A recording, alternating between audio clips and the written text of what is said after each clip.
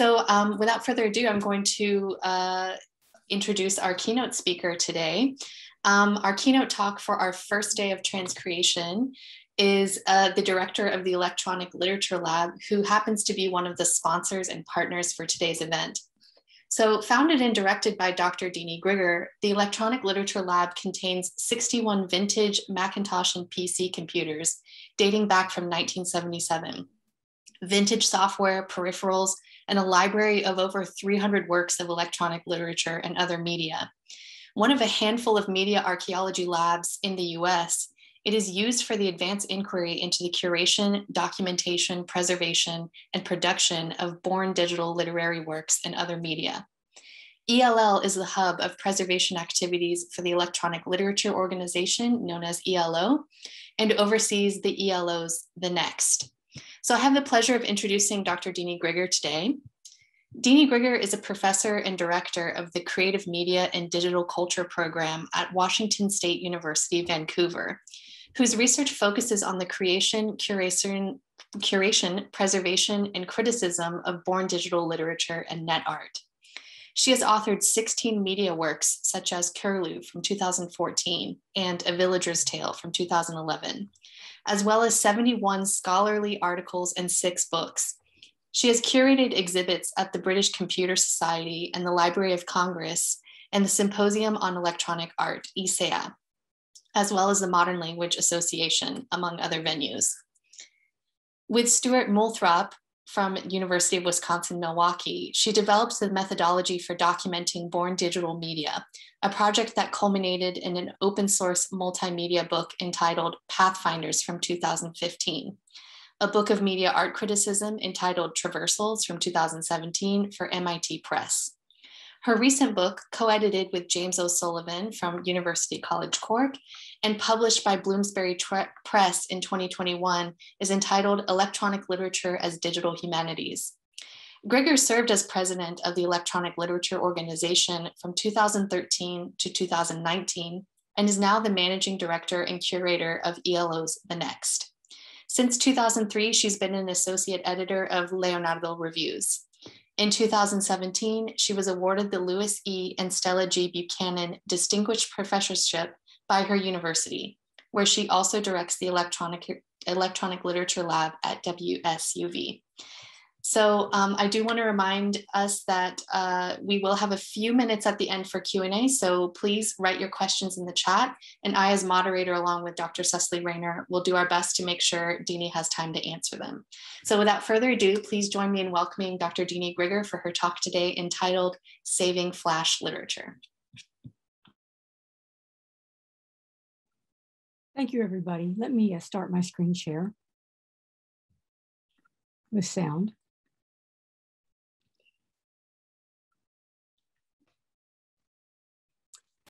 Okay, so I want to start by thanking everyone for inviting me today to this very important colloquium that pays homage to Brazilian flash artist Augusto de Campos. So my talk focuses on the methods and considerations relating to preserving flash digital art.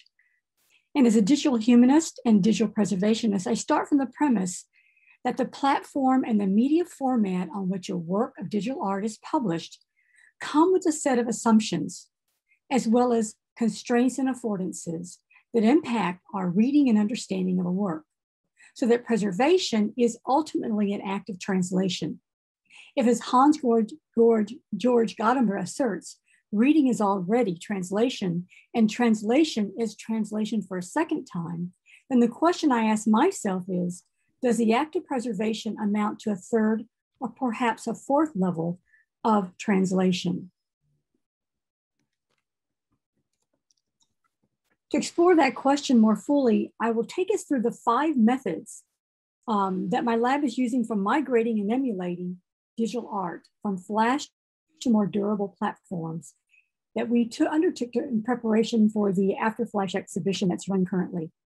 As we engage with this process, I began to think of preservation as a form of translation, not just of the code underlying a work, but also of functionality and ultimately of human experience with it. The methods that we use include Ruffle, Conifer, Web Recorder, web languages, and video recording. We also access Flashworks via the Wayback Machine via Pelman browser in order to check our results. And I want to mention that I do have a G3 iMac here at the house that I'm using during this pandemic, circa 1999, that's running Mac OS 10.4.9, loaded with a legacy version of Safari, which allows me to read the local files despite Flash's demise. And I'll talk about that ability later on in this presentation. So let's start with Ruffle. Ruffle, as many of you know, is a Flash player emulator that requires us to add Ruffle files to the server and then the requisite code to the works page associated with the Swift file, a method that means we are essentially intervening in the art. Specifically, Ruffle uses a handful of JavaScript and WASM files supplied from Ruffle and their standalone build, and we configure our server to serve the WASM files, which is really a single line of code in the Apache config file. In order to implement Ruffle, we must have access to the local files of the work we are preserving. We can't use external links. Readers experiencing the work will not notice that we have modified the work's code, but because we are making changes, we add a scholar's note to the landing page, alerting visitors that we have saved this work with Ruffle. As you can see from this slide, we have the Ruffle files from the server at the top. You can see how many there are there. That's the folder with the different files. And then below that, you can see the code that we're adding along with the code that adds the scholarly note, right? So this is the landing page for Giselle Biegelman's and Helga Stone's Code Movie 1. It was created in 2004 with Flash and published in 2005 in the Electronic Literature Collection, Volume 1. And it's one of 18 of the 48 works in the After Flash exhibition that we're able to preserve with Ruffle. And you can see here the scholar's note that we added to the landing page. It reads, "This Flash work has been preserved with Ruffle by the Electronic Literature Lab in February 2021. When it launches, a play button may appear that you will need to click. After launching it, the work may take time to appear." And then the reader can close the note and see the landing page without it, right? Now, what's interesting is that the 30 other works in the exhibition were not able to be preserved with Ruffle because they involve very complex action scripting and or included videos and sound files. Future plans for Ruffle focus on addressing this limitation, but right now we couldn't use them for all 48 works, use it for 48 works. Now, when we access the work, and I'm going to click on this now, it's going to take me to this page. You can see this wonderful play button here. So on my Macintosh, if you're using a Macintosh, you may encounter this large orange play button, which has nothing to do with the original work. After we click on this button, we're taken to the work itself. Now let me show you this.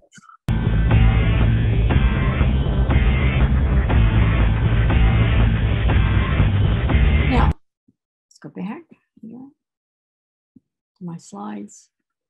Now, what's interesting is that play button has nothing to do with the original work, and it's quite jarring aesthetically. And it really impacts our experience with the work if we're not alerted that it is not part of the artist's original design. And so that's why we add that scholarly note to the landing page to alert people that it's coming, right?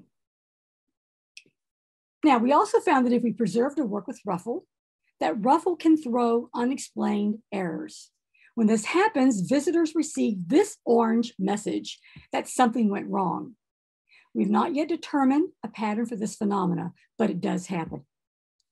So to recap, the advantages to Ruffle are it's open source, does not take much expertise to implement. The work can reside on our own server space, right? We have control over it. Disadvantages, we need the local files. We can't use external links. We're intervening in the work. Some computers and browsers display that very ugly orange button, which is disruptive to the work's aesthetic, and it is sometimes glitchy. Now, in a few minutes, we could go back to that work and we will not get that error, right? So that's really quite problematic. And more importantly, it's not yet robust enough to handle complex works. And most of us know that with NetArt, there's so many interesting, and Flash art especially, so many interesting works that are complex and so are not savable with Ruffle. On to Conifer. So Conifer is a second method that we are using in the lab. Conifer is a permanent instantiation of Web Recorder IO, long used and innovated by Rhizome, a prestigious arts organization in New York City. Conifer functions by emulating a legacy browser on which Flash can function. This means we do not need to modify the original files associated with the work, which is really great. So we're only emulating the browser on which the Flash file sits on. Now there's two ways to implement Conifer: with the local files that we have and with an external link that will give us local files using the Wayback Machine. The former is the better of the two methods because it ensures we can reflect all of the hyperlinks and the action script found in the work. The local method requires us to use work files in our computer's terminal, which we have to use command line to do, with Workit. Then upload the files to Conifer in a collection, and that's sitting on the browser that Rhizome makes available to us. Once that is done, we can view the Flash work using one of the legacy browsers Rhizome makes available that supports Flash. And there's Chrome and Firefox, and these are, you can choose among the three. Now, the external method is more time consuming in that in order to ensure that all of the links and behaviors are captured, you have to spend time with each file exploring where they may be and where they're scripted on that page. For small works, that's not very difficult. But for very large, complex works, and I'm thinking of something like Inanimate Alice, you know, by Kate Pullinger and Babel, that's a very difficult process and takes much time. Now, what you're looking at here in this slide is the default browser that Conifer offers, right? This is the default interface of Conifer. Now, note the sidebar there, and note the various levels of menu at the top. Now, that means that these additional menus take up a lot of real estate on the space and interfere with the work's aesthetic. So also, because we're implementing Conifer with any of the two methods and are uploading work files to a remote browser hosted by Rhizome, we're not managing the server ourselves or the files ourselves, right? And we're sharing the site with others that may be using Conifer or accessing the works at the same time. Now, this means that with the default version of Conifer, visitors to the work may experience a wait time. You can see the message visitors receive when they are waiting for an empty slot. In this case, there's 2 users ahead of me, right? And then you'll see 1 user and then you can access. Sometimes this takes quite a bit of time, right, to be able to access a work.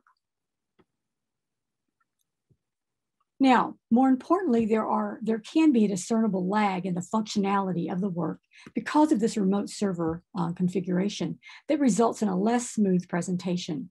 Now, let me say that sometimes there's not any lag at all, or not much of a perceptible lag, but sometimes it's quite pronounced. So here's an episode of Kate Pullinger and Chris Joseph's Flight Pass. The top GIF has been captured with a version of Conifer. And the bottom one is accessed through the Wayback Machine and Pellman browser. It's a capture.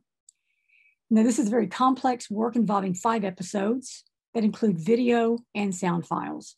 It could not be preserved with Ruffle, and so required Conifer for the exhibition. I'm going to start these, and you might notice some jagged movement in the work if you pay close attention.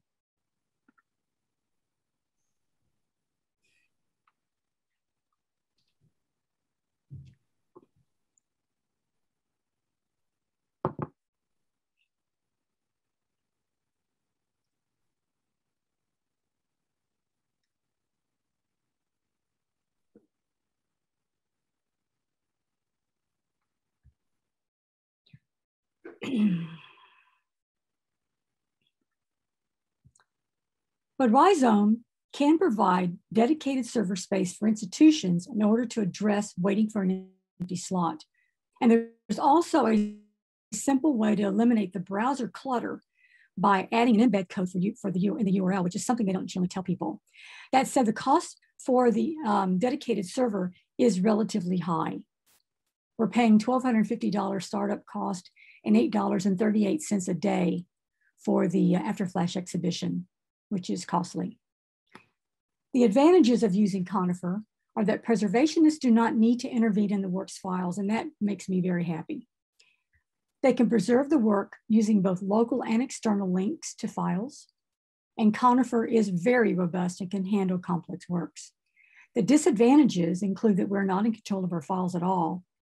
There's a wait time for accessing a work, and the interface may be cluttered and real estate small. We can use the local files on our server in another method that I'll lay out in just a second, but that's the pros and cons of Conifer. So let's go into Web Recorder. Web Recorder is an independent open source project that focuses on creating and providing a suite of tools for open source projects and tools to capture interactive websites and allowing anyone to host web archives on their own as easily as possible.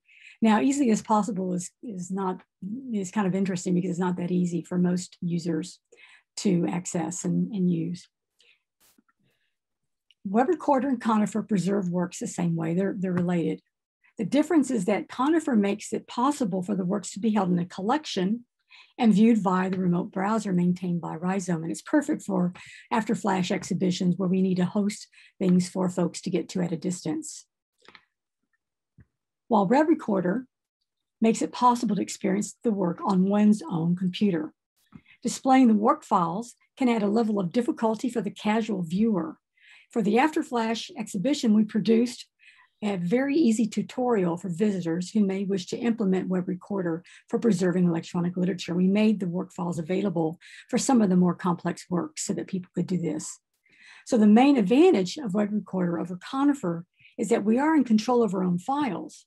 The disadvantage is that we can't manage those files for a large set of users at a distance, right? They can't be used remotely easily. Now, the fourth method is HTML, CSS, JavaScript, or web languages. Some artists and preservationists are translating, as we saw with Augusto de Campos's work, right? Translating their Flash art to open web languages as a way of making the works accessible and more durable.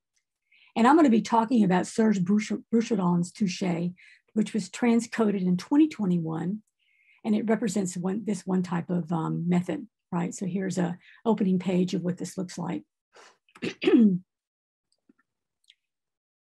Now, what I want to do is show the first tableau, Mouvoir, from the original 2009 Flash version that we captured with the Wayback Machine and Pale Moon browser. Then I will show the same tableau from the 2021 web version that you can see, so you can see the difference between the two, right? So let's start with this.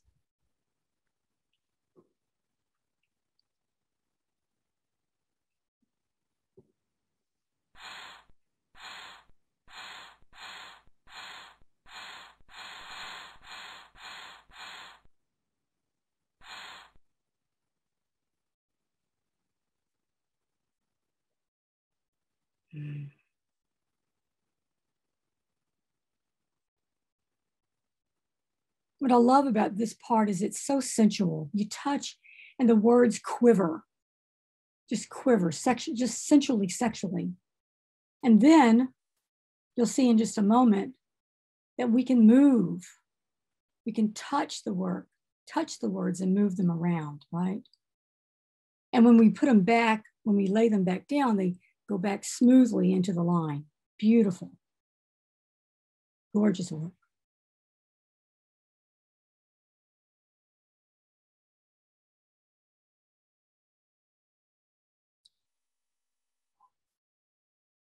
Okay. Now I'd like to show you the HTML, CSS, JavaScript version. And here it is here. So I'm going to play just that part of it. So I'm going to go to the French. It loads. So there's a loading screen.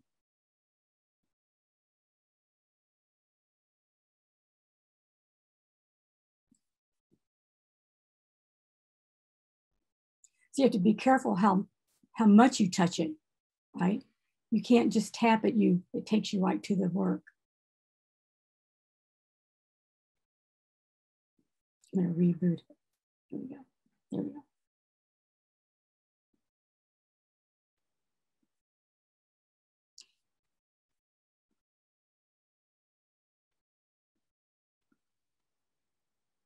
So you see it doesn't quiver, it blinks, moves, fades in and out.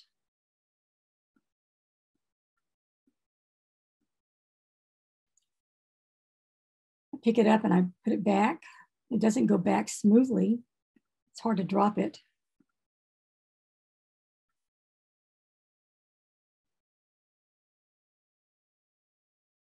It snaps back. It's a little bit less sensual, I think, than the original version.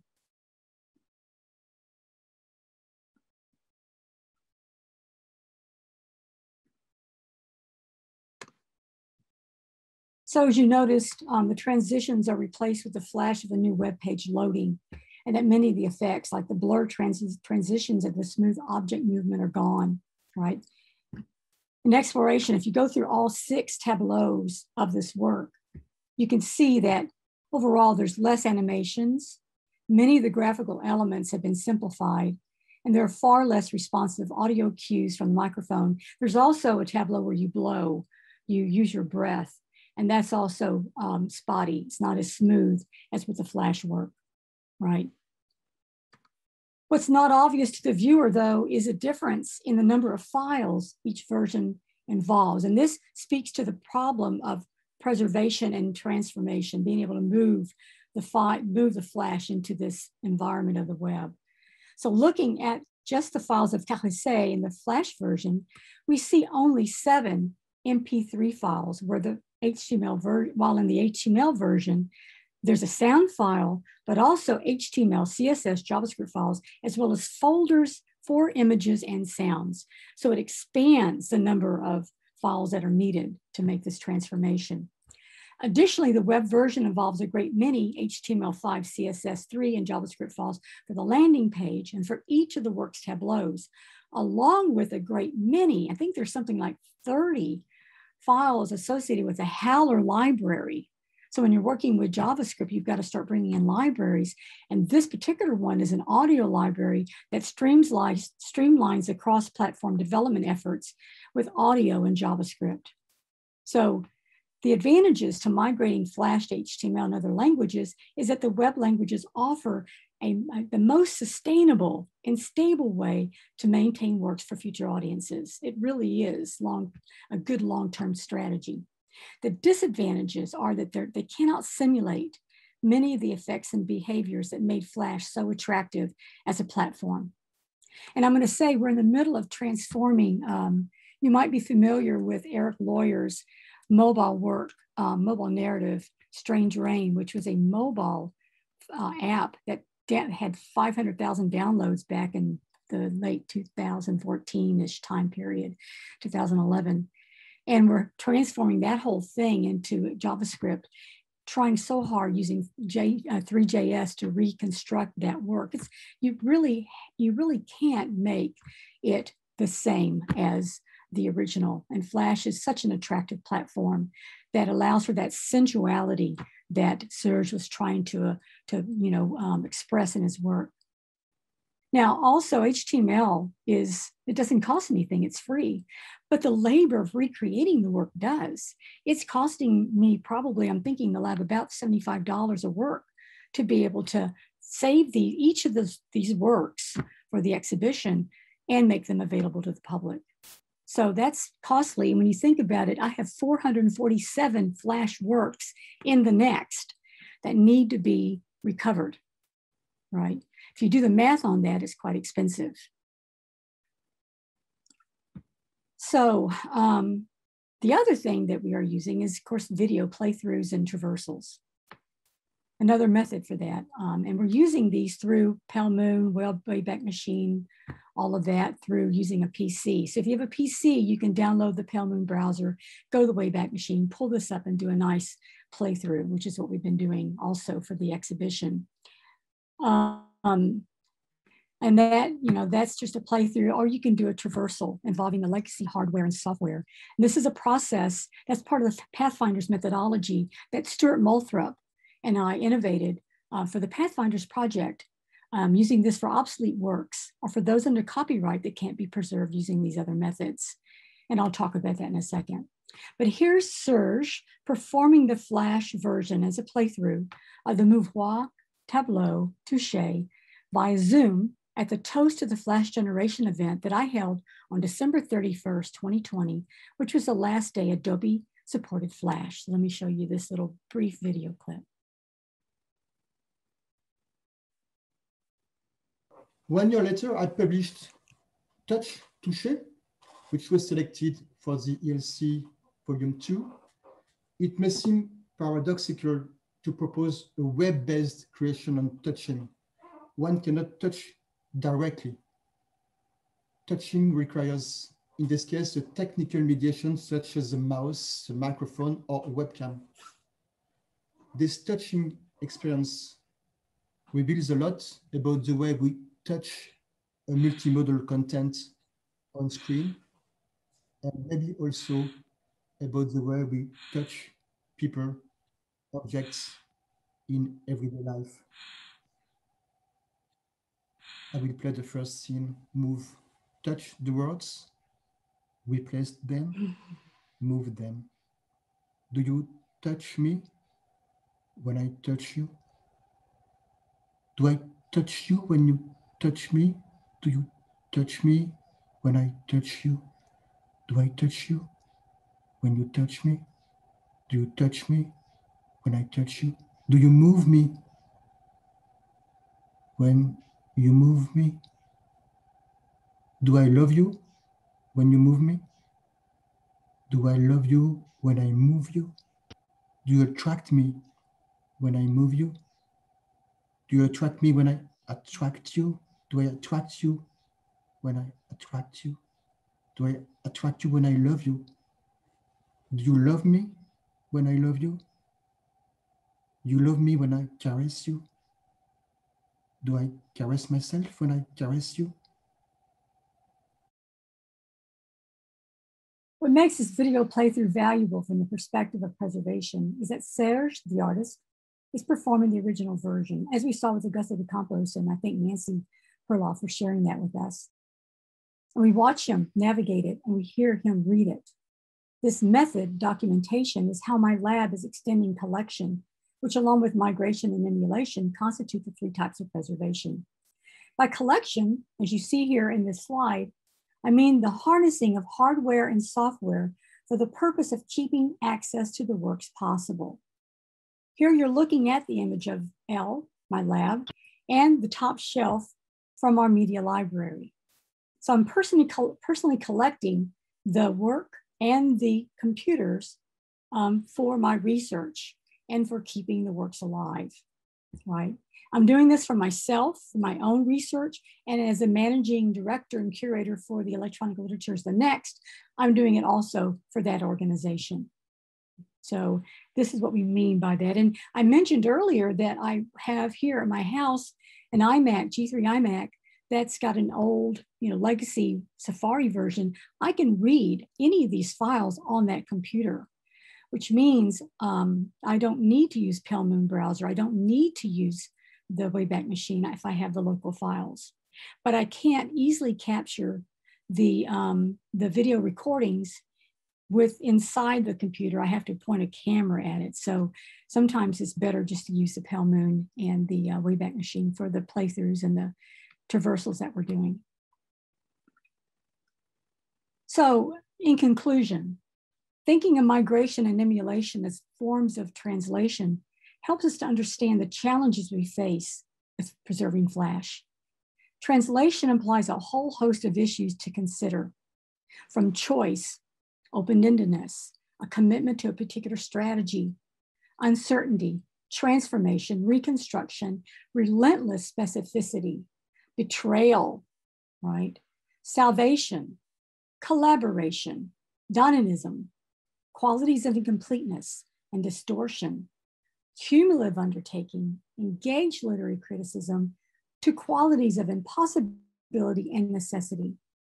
Like print translation, media translation relating to Flash and other platforms that we're doing in the lab is never a one-to-one transformation or transcreation. Rather, it requires us to consider the kinetic, gestural, sonic, kinesthetic, and other modalities, as well as visual qualities such as typeface, color, resolution, among others, which can impact the functionality of the work and our experience with it. Each method of preserving Flash works to other formats that I've outlined in my talk offers advantages and disadvantages. None of the 5 are ideal, but as William Weaver, one of my favorite translators, is the translator from Echo, tells us in the process of translation, there are no perfect solutions. You simply do your best. I want to end by thanking the 2 young men in my lab who've been working with me on this Flash preservation, undertaking this project with me. Andrew Thompson is in the room today, so thank you, Andrew. I didn't see Arlo come in, but maybe he's in here now. So thank you for your help with the work that we're doing in the lab and also with pulling together the media for my presentation today. I want to also thank Holly Slocum, L's project manager, and Greg Philbrook, our tech guru, for their assistance always. And finally, I want to thank the organizers of this event, Catherine, Cecily, Alexandra, for inviting me to speak today. It's been a pleasure to talk with you, and I hope we have lots of questions. I see 14 comments in the chat, so hopefully some of those are questions I can answer for you. So I'm going to stop my screen share. Thank you so much. Thank you so much. Yes, I see everybody applauding. What a rich and wonderful and passionate discussion of these, kind of side-by-side demonstrations of what was and what's being done to test out their revitalization, their transcreation. And yeah, I'm sure you're seeing by now many comments on the chat, especially people commenting on the benefit of seeing these, side-by-side demonstrations. I'm particularly appreciative of your candor of, the financial aspect of it, because I think a lot of people have an imagination of, okay, well, it's online, so, it's free, right? Or even, putting on an online event is free. So what's the problem? So I really appreciate the candor behind some of the numbers and labor and costs that takes.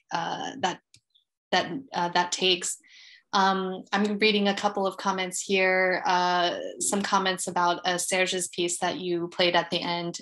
Nguyen Dong says, "This is a very soothing exercise to do with loved ones."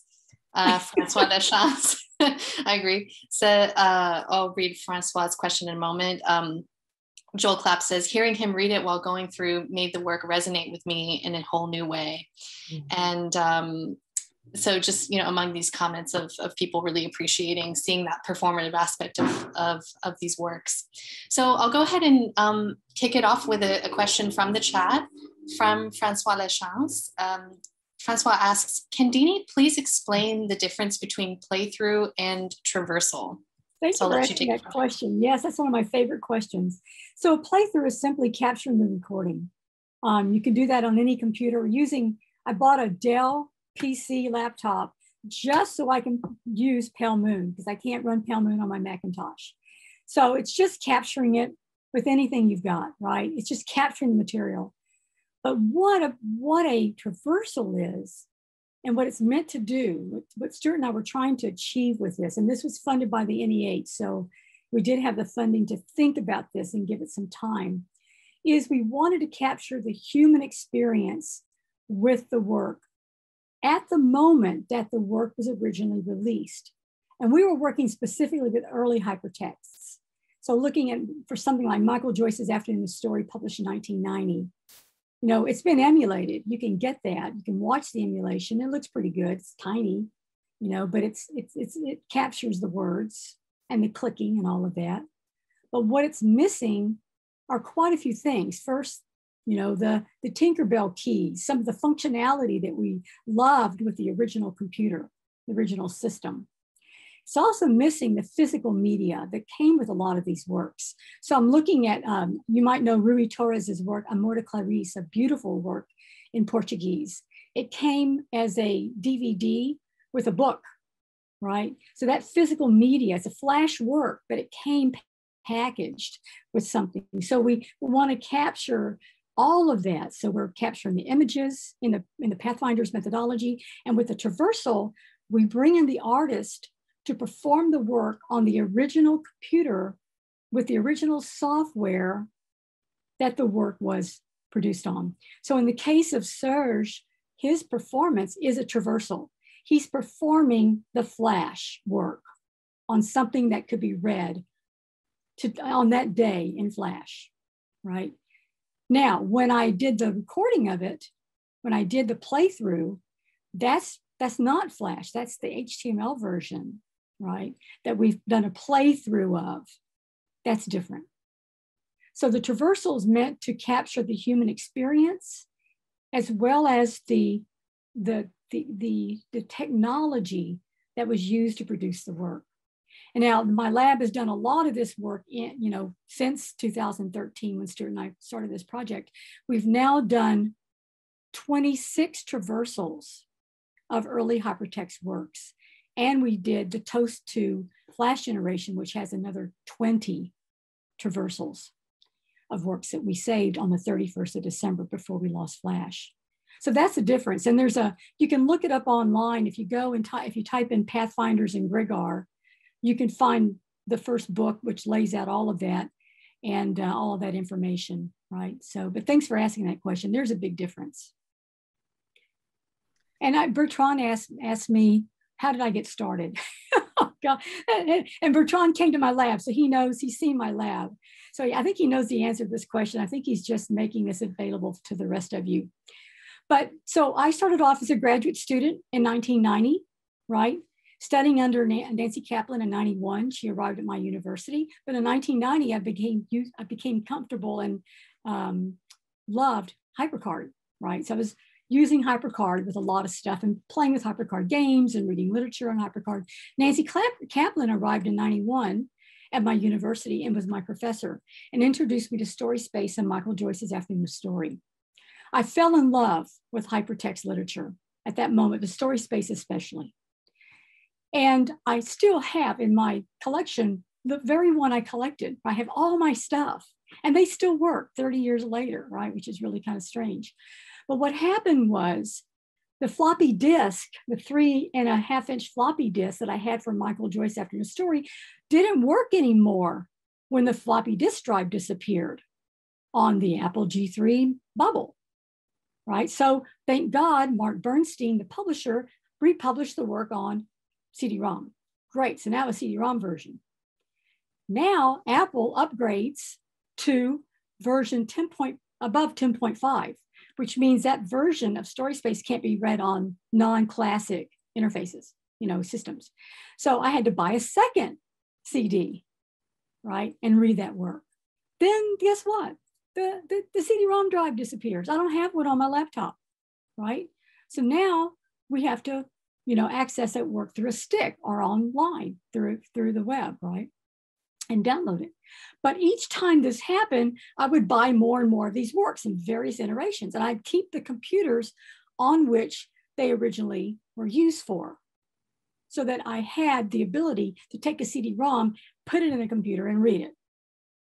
That's how I functioned for many years. And in 2008, I hosted the ELO conference here at my university, and I put on the first retro exhibition for the ELO of all these early hypertext works using my computers and some of the ones I borrowed from a former student who was as geeky about this stuff as I was. And so I had that exhibition. And once I made that exhibition and people came and saw it, people said to me, please continue doing this. So I was encouraged by my colleagues to continue with this line of scholarship, right? And then it was years later when Stuart and I got together and developed this methodology called Pathfinders and the traversal process. And that just kind of went from there. And of course I was already, I learned to code in the early 90s, so 95, I think is when I made my first HTML page. I learned to code command line before that. So I was already coding and I knew, I had a sense of how things could work. And I was playing with Story Space as an artist. I created my own Story Space works. So I came to this as a scholar, as a practicing artist who fell in love with this work, began holding on to this stuff, becoming kind of a rogue preservationist with a rogue archive that then became blessed by the university and my colleagues in the field and became more stabilized. By 2011, I had a university sanctioned lab and I have 61 computers. And so we're celebrating our 10th anniversary this year. So great, wonderful, yay. So Dene, we do have time for just one more question before we need to move on and show the actual exhibit launch. So thank you again. And your final question is from Eduardo Ledesma, who will be our keynote speaker tomorrow. He asks, have you considered crowdsourcing some of the Flash conversion work to make it less costly? Yes, I would love for anybody that would want to work with us to help us to make it less. I applied for an NEH grant twice, and the first time got excellence, but didn't get the grant. Second time I reapplied, did and got very good. So same grant, same language, added a few little things, got zapped. So I didn't get the funds twice. And so now we're just plodding on ourselves. So if anyone's interested in this, we are so happy to do it. In fact, one of the events I'd like to announce that we're going to be doing this summer is a Flash workshop that will train people how to do Flash preservation so that you can help us save these works.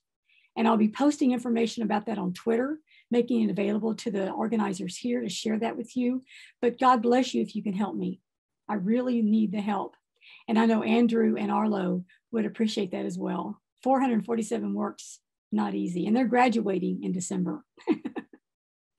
Okay, what a great way to end, a call to action and a blessing from from Dr. Grigar to help educate more people to learn more about Flash preservation and participate in future projects.